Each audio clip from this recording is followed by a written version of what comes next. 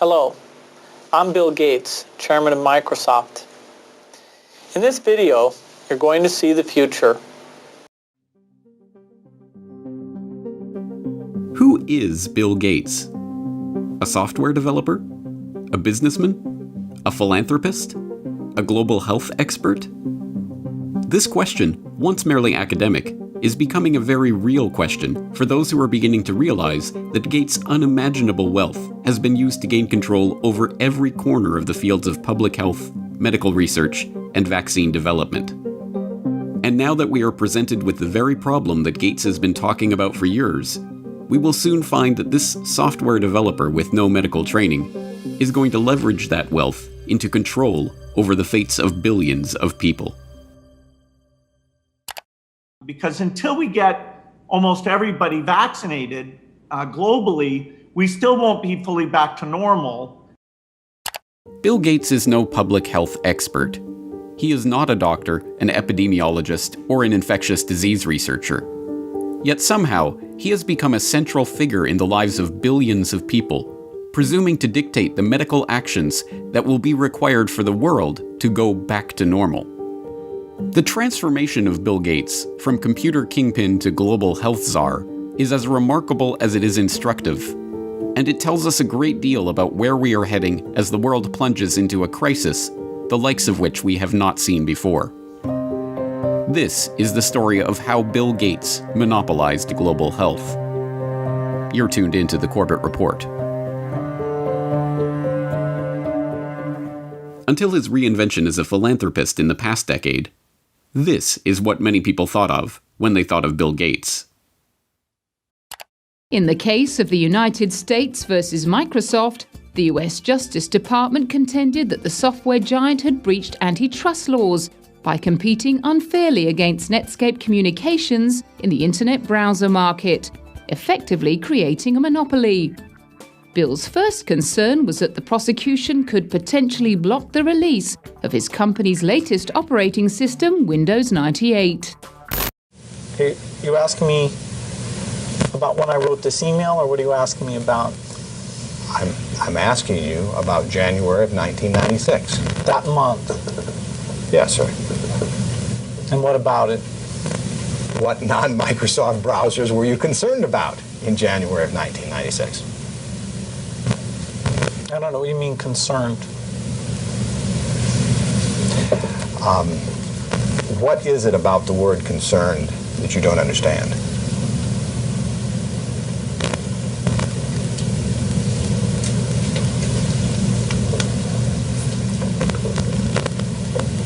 I'm not sure what you mean by it. We're going to be working together on Microsoft Office, on Internet Explorer, on Java, and I think that it's going to lead to a very healthy relationship. So it's a package announcement today. We're very, very happy about it. We're very, very excited about it. And I happen to have a special guest with me today via satellite downlink. And if we could get him up on the stage right now.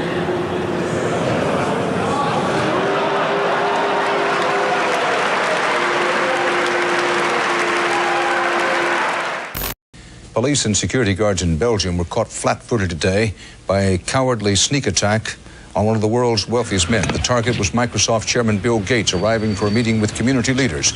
Watch what happens when a team of hitmen meet him first with a pie in the face.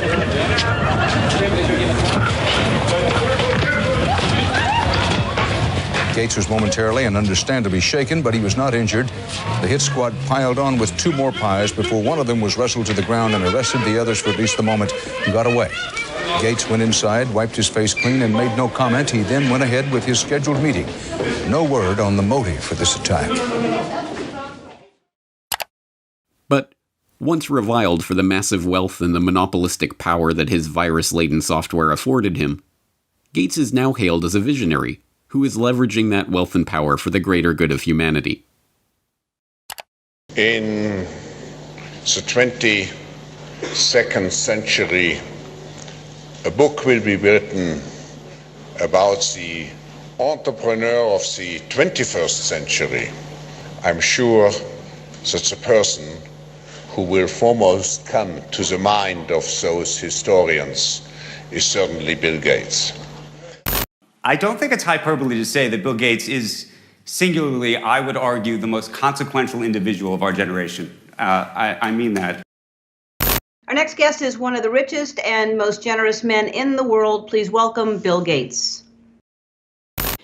At a time when everyone is looking to understand the scope of the pandemic and how to minimize the threat, one of the best informed voices is that of businessman and philanthropist Bill Gates. The process by which this reinvention of Gates's public image took place is not mysterious. It's the same process by which every billionaire has revived their public image since John D. Rockefeller hired Ivy Ledbetter Lee to transform him from the head of the Standard Oil Hydra into the kind old man handing out dimes to strangers. Don't you give a dime, Mr. Rockefeller? Go ahead. Give it a dime. Thank you, sir. Thank you very much. I consider myself... Thank you for the ride. I consider myself more than amply paid. Bless you, bless you, Yes. bless you. More to the point, John D. Rockefeller knew that to gain the adoration of the public, he had to appear to give them what they want: money. He devoted hundreds of millions of dollars of his vast oil monopoly fortune to establishing institutions that, he claimed, were for the public good. The General Education Board, the Rockefeller Institute of Medical Research, the Rockefeller Foundation.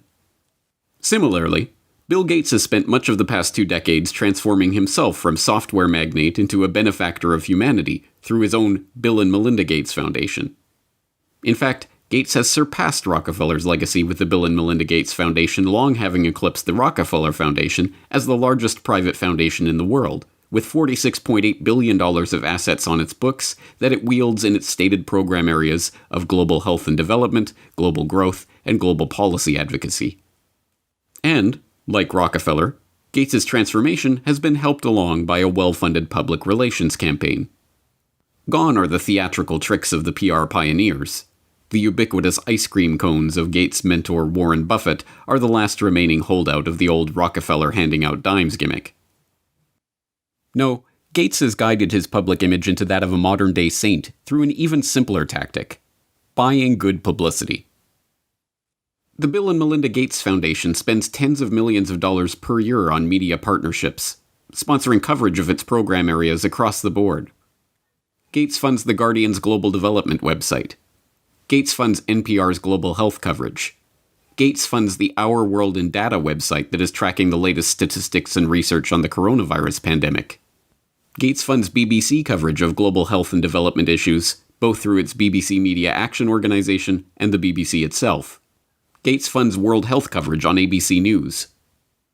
When the NewsHour with Jim Lehrer was given a $3.5 million Gates Foundation grant to set up a special unit to report on global health issues, NewsHour communications chief Rob Flynn was asked about the potential conflict of interest that such a unit would have in reporting on issues that the Gates Foundation is itself involved in. In some regards, I guess you might say that there are not a heck of a lot of things you could touch in global health these days that would not have some kind of Gates tentacle, Flynn responded. Indeed, it would be almost impossible to find any area of global health that has been left untouched by the tentacles of the Bill and Melinda Gates Foundation. It was Gates who sponsored the meeting that led to the creation of Gavi, the Vaccine Alliance, a global public-private partnership bringing together state sponsors and big pharmaceutical companies whose specific goals include the creation of healthy markets for vaccines and other immunization products. As a founding partner of the alliance, the Gates Foundation provided $750 million in seed funding and has gone on to make over $4.1 billion in commitments to the group. Gates provided the seed money that created the Global Fund to Fight AIDS, Tuberculosis, and Malaria, a public-private partnership that acts as a finance vehicle for governmental AIDS, TB, and malaria programs. When a public-private partnership of governments, world health bodies, and 13 leading pharmaceutical companies came together in 2012 to accelerate progress toward eliminating or controlling 10 neglected tropical diseases, there was the Gates Foundation, with $363 million of support.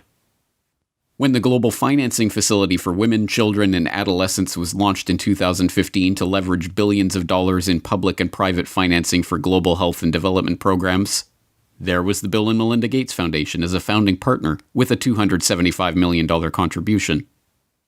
When the Coalition for Epidemic Preparedness Innovations was launched at the World Economic Forum in Davos in 2017 to develop vaccines against emerging infectious diseases, there was the Gates Foundation with an initial injection of $100 million. The examples go on and on. The Bill and Melinda Gates Foundation's fingerprints can be seen on every major global health initiative of the past 2 decades.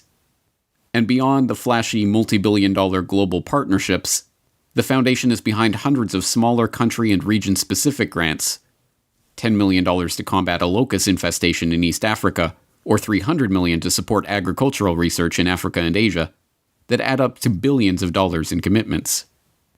It comes as no surprise, then, that far beyond the $250 million that the Gates Foundation has pledged to the fight against coronavirus, every aspect of the current coronavirus pandemic involves organizations, groups, and individuals with direct ties to Gates funding.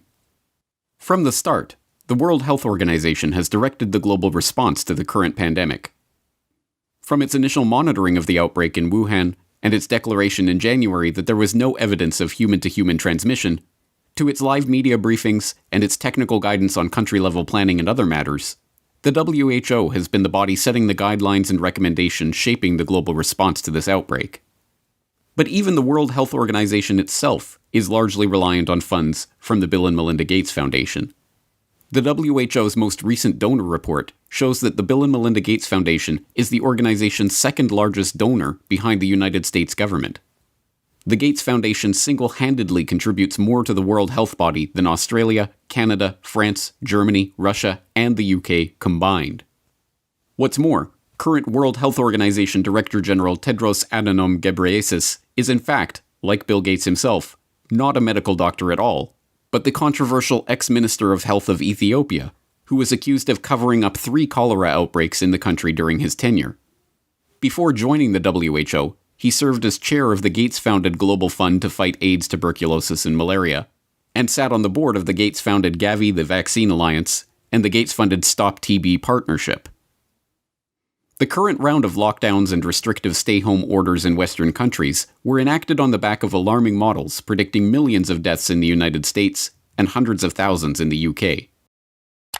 Imperial College in London released a COVID-19 report, and that's where most of our U.S. leaders are getting the information they're basing their decision-making on.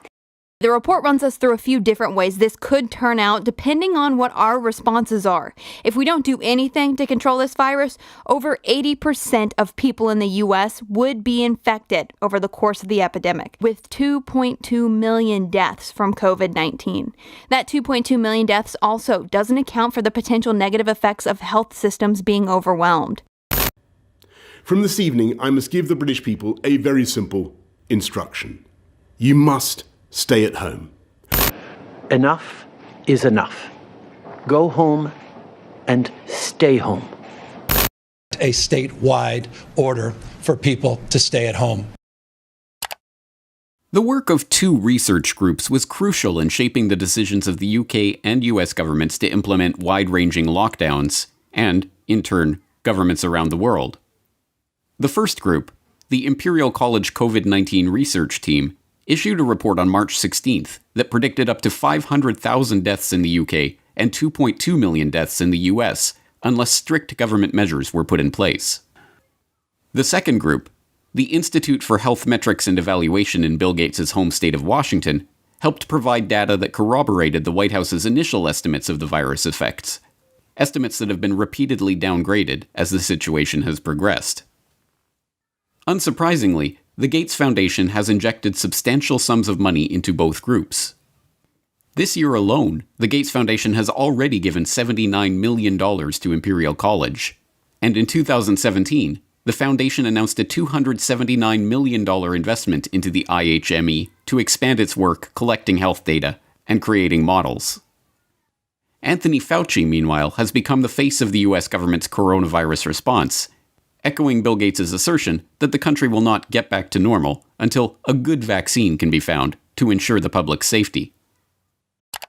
If you want to get to pre-corona virus, that might not ever happen in the sense of the fact that the threat is there, but I believe with the therapies that will be coming online and with the fact that I feel confident that over a period of time we will get a good vaccine, that we will never have to get back to where we are right back now. Beyond just their frequent collaborations and cooperation in the past, Fauci has direct ties to Gates' projects and funding. In 2010, he was appointed to the Leadership Council of the Gates-founded Decade of Vaccines project to implement a global vaccine action plan, a project to which Gates committed $10 billion of funding. And in October of last year, just as the current pandemic was beginning, the Gates Foundation announced a $100 million contribution to the National Institute of Health to help, among other programs, Fauci's National Institute of Allergy and Infectious Diseases research into HIV. Also in October of last year, the Bill and Melinda Gates Foundation partnered with the World Economic Forum and the Johns Hopkins Center for Health Security to stage Event 201, a tabletop exercise gauging the economic and societal impact of a globally spreading coronavirus pandemic. It began in healthy-looking pigs, months, perhaps years ago. A new coronavirus. The mission of the Pandemic Emergency Board is to provide recommendations to deal with the major global challenges arising in response to an unfolding pandemic. The board is comprised of highly experienced leaders from business, public health, and civil society. We're at the start of what's looking like it will be a severe pandemic. And there are problems emerging that can only be solved by global business and governments working together. Governments need to be willing to do things that are out of their historical perspective, or for the most part, it's really a war footing that we need to be on. Given the incredible reach that the tentacles of the Bill and Melinda Gates Foundation have into every corner of the global health markets, it should not be surprising that the foundation has been intimately involved with every stage of the current pandemic crisis either. In effect, Gates has merely used the wealth from his domination of the software market to leverage himself into a similar position in the world of global health. The whole process has been cloaked in the mantle of selfless philanthropy, but the foundation is not structured as a charitable endeavor. Instead, it maintains a dual structure. The Bill and Melinda Gates Foundation distributes money to grantees, but a separate entity, the Bill and Melinda Gates Foundation Trust, manages the endowment assets.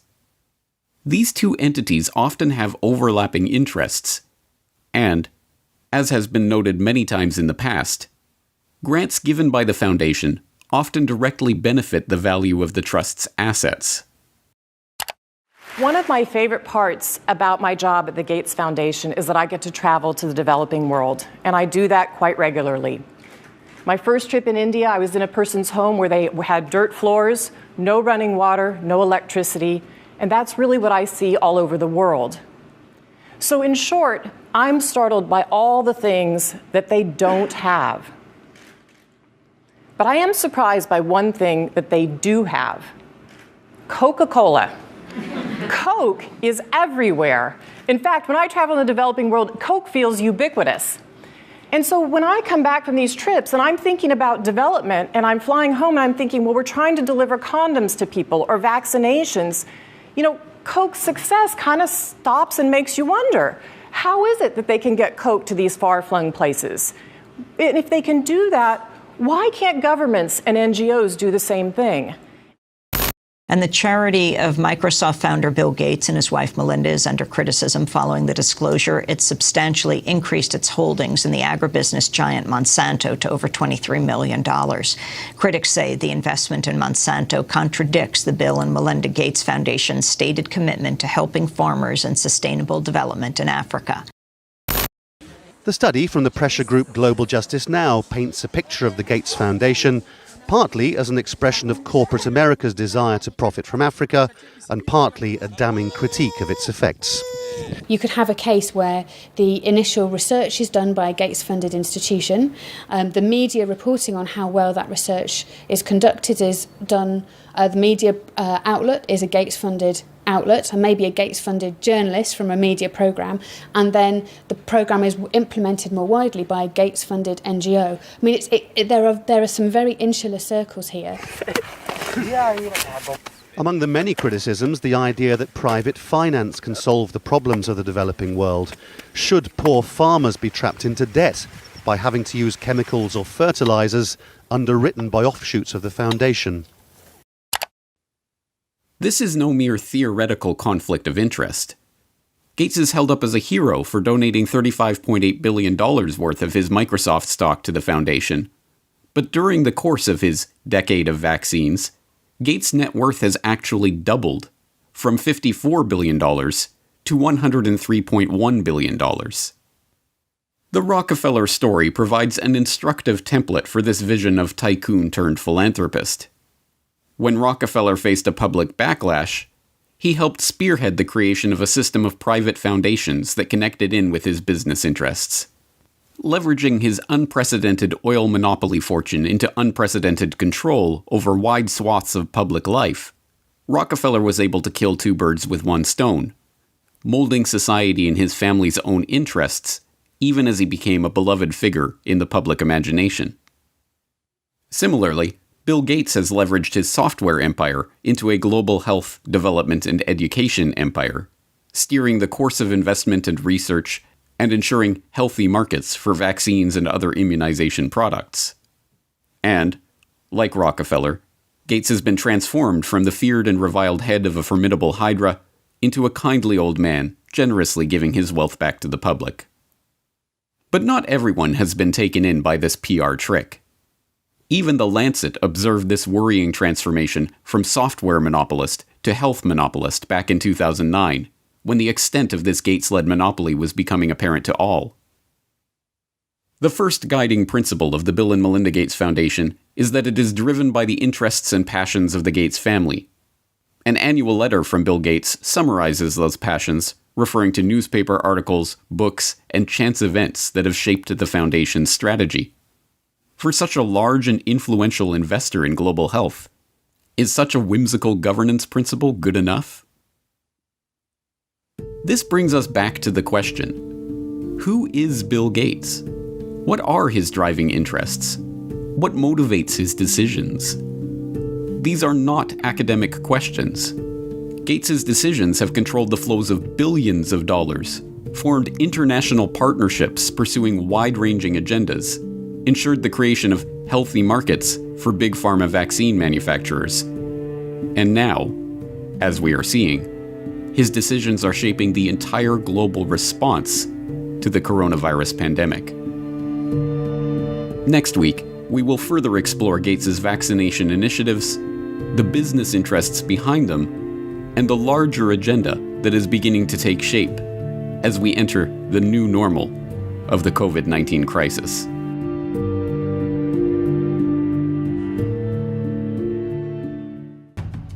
Next week on the Corbett Report. And then the final solution, which is a year to 2 years off, is the vaccine. The only thing that will really allow life as we once knew it to resume is a vaccine. This will be the new normal until a vaccine is developed. The truth is that this attempt to reorient the global health economy was part of a much bigger agenda. But when we started developing coronavirus vaccines, we noticed in laboratory animals that they started to show some of the same immune pathology. Just to head off the conspiracy theorists, maybe we shouldn't call the vaccine the final solution. Maybe just the best solution. Okay? Bill Gates' plan to vaccinate the world.